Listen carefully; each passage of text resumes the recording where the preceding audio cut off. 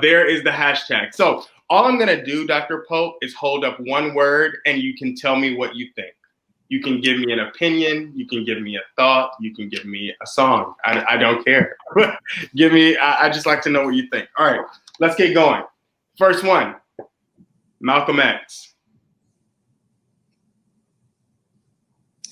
Well, certainly an icon, a brilliant person, a wonderful leader. Yeah, wonderful leader.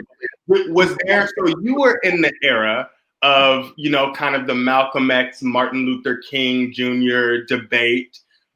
What was it like, this side versus that side? Was it a very clear and strong thing, or were there some people who agree with both ideologies? I think there were people who were able to see each person's side. Right. Malcolm X, as well as Martin Luther King Jr. Yeah. We didn't have to actually choose. Right. Because each of them had a wonderful point of view to present for our consideration. Yeah. Yeah. Okay. And actually, Dr. Middlebrooks told me about the time when she actually met Malcolm X when he came to Spelman, or he came to Morehouse in Spelman, and they like took a walk with him. She and Dr. Challenor actually like hung with Malcolm X for a little bit in the afternoon. I didn't know that. I probably was out of the country. Okay. I was like, I didn't know if you were like on that walk along. I was. I missed it. Okay, our next one. Paris. Well, a wonderful city, an extraordinary location to spend some time. Fortunate if you lived there, and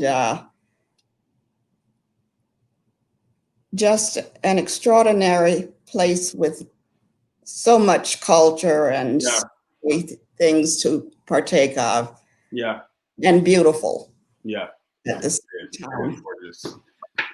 All right. Auburn Avenue. Well, you can't really talk about Blacks in Atlanta without bringing up Auburn Avenue, because where most of our,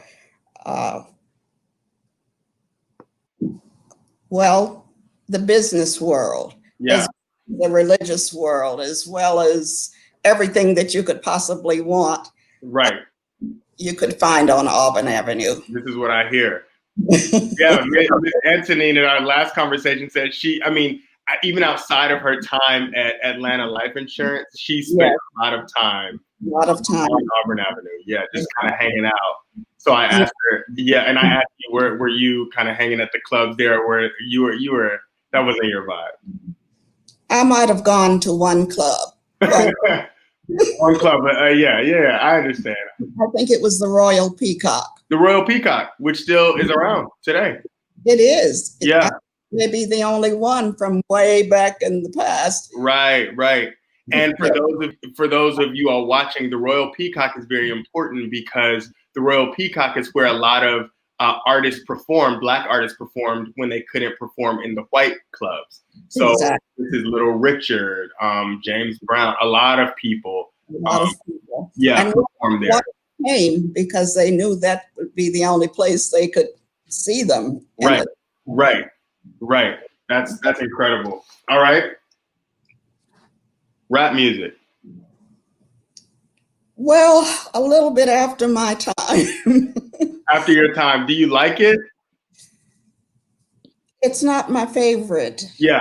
Kind of music. Yeah.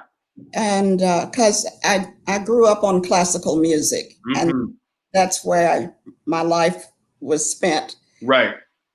So I have a great appreciation for classical music. Yeah. I admire the rap musicians. Yeah. I don't follow them so much. Yeah. But I know that they're a great influence. They are. And I think, and that's a debate or a conversation for another day, but I think they're a lot of the musicians who are driving a lot of our culture, not just Black culture, but American culture in general. So I'll play some for you after this. I'll let you hear some. Okay, good. Yeah. You can let me know what you think. All right. The Postal Service. Well, I think a lot about the Postal Service because my father worked there. Ah, okay.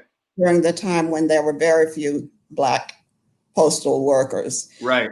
And I've known many Black men who worked, including my brother. Right. Worked in the Postal Service. Oh, wow. The gentleman that I met? Yes. Okay. Mm-hmm. So I've grown up being close to the post office. Right. And, it's been a tremendous influence in our community, and they've done a lot of good. And I hate to see it being tampered with and used for,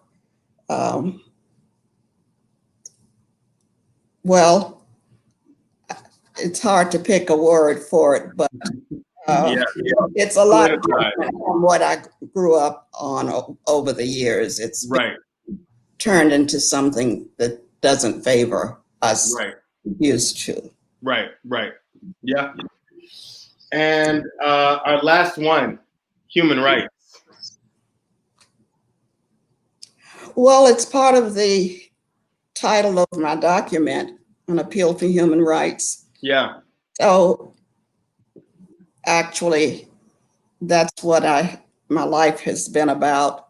And it's been down and it's been up. It's very difficult to maintain a steady, to keep human rights where it should be. Yeah. It's tampered with and all the time. Try to change, take it away and that sort of thing. Yeah. But that it's a part of my title indicates that it's very important to me. Yeah. And we'll get to that. We'll get to that later because I think just the document is brilliant, and even the title of it, going from the title to the footnote to the signatures, I think is just such an important and a beautiful, beautiful document. So thank you so much for playing wordplay. I just wanted to break the ice a little bit with you. So that's been wordplay, folks. Thank you so much. Thank you. All right. Good words. Thank you. Good words.